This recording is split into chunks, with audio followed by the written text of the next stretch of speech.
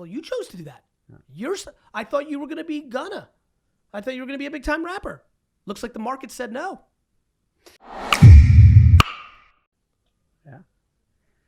Gary, it's all about distractions. And in this country, there's so many distractions. And if kids aren't willing to, buckle down and just focus in on really what they want, it's just not going to happen. And we need to be, as parents, not to demonize distractions, right? Because we as a parent in Long Island want them to be in the professional lacrosse league because we think Paul Rabble's amazing.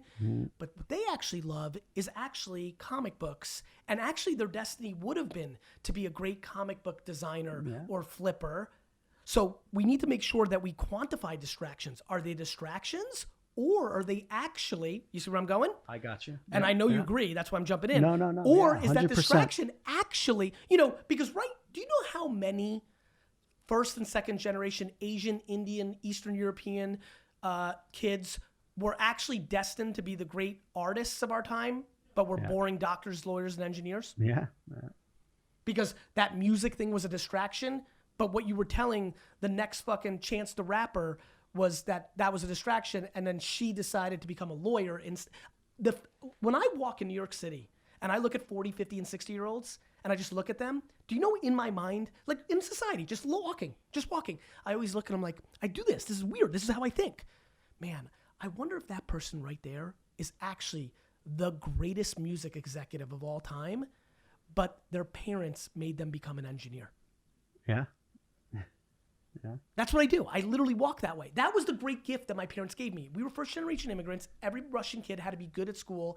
And if you were the biggest loser, you went to NYU, but really you should go to Harvard. I fucking went to Mount Ida College because a postcard came in the mail because I was trying not to even go to college because I wanted to go into my dad's liquor store at 15. They didn't impose the way out on me. They allowed me, my mom, and then my dad. The great thing they did was they created accountability. Dan, what you were referencing was accountability. My parents watched me. They saw that I was a shit student, which was an enigma for immigrants. They were all good students. and they said, cool, you're a shit student? Guess what? Happy 14th birthday. From now on, every weekend and every summer vacation and every spring break and every winter break and every Columbus Day and every Martin Luther King, you're going in the car with dad at 7 a.m. and you're going to work because guess what? You're not getting a piece of paper that's going to give you a fluff job. You're a fucking loser student. You're going to have to learn how to work. And in that accountability, they changed the trajectory of my happiness.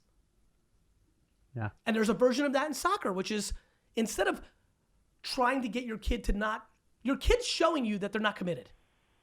And you're saying, oh, they're only 14, they don't know better. That's bullshit. They're a fucking human being. You're ultimately robbing them of an opportunity to do something else. I think that a lot when you're... Yeah. Correct. So whether that's let's music, play this out because I can see it's whatever. resonating with you guys, and it's a good picture to paint everybody.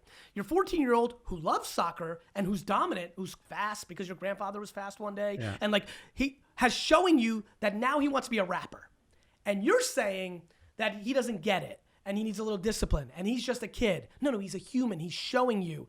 Let me promise you, the 1% that makes it to the league never wavered. Like you can't, and then you're robbing, to your point, Dan, you're robbing them because maybe actually you thought that they're supposed to be Felix Joao, right? Joao Felix, right? Like that's who that you want them to be. And really who they're going to be is P. Diddy. But since you blew out your knee, in junior high and couldn't make it, I mean, stop it. Start listening and stop imposing. Yeah, well said. And this, I mean, I do have a question. What do you do? Where's kind of the balance? If I think about kind of Angela Duckworth, if you're familiar with her at all, and like this idea of grit and like getting your kid to kind of push through difficulty, because if they're not into soccer, let me promise you what the most difficult thing a kid could go through at 14 in this scenario, and I appreciate where you're going with it. So either you make them push through and, hey, you started soccer, you finish it, or you actually let them get real difficulty, which looks like this. Because when you make that kid do that, it's fake difficulty. All of a sudden, you're the entity that's pushing against them. Or you actually let them go difficult, which is they quit the soccer team, they try to be a rapper, they hang out with loser friends for 6 months, they get 8 listens on SoundCloud, They lost their friends from soccer because now they're still in that clique. Now they're in difficulty. Now grit actually kicks in.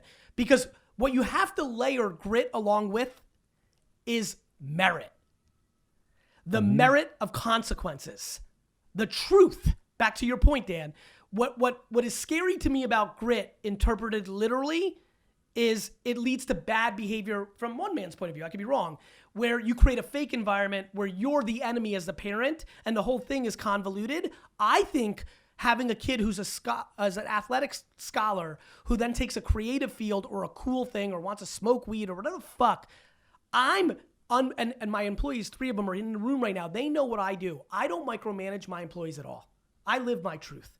I don't make them do shit. I just let them fail, analyze, and then I try to help when they're truly at rock bottom, if I can. You don't let your kid die of drug use. No, yeah. But you absolutely, I think real perseverance and real grit is when they died on their own sword. You didn't allow them to use you as the excuse, and you've suffocated excuses because now you're like, well, you chose to do that. I thought you were going to be Gunna. I thought you were going to be a big time rapper. Looks like the market said no.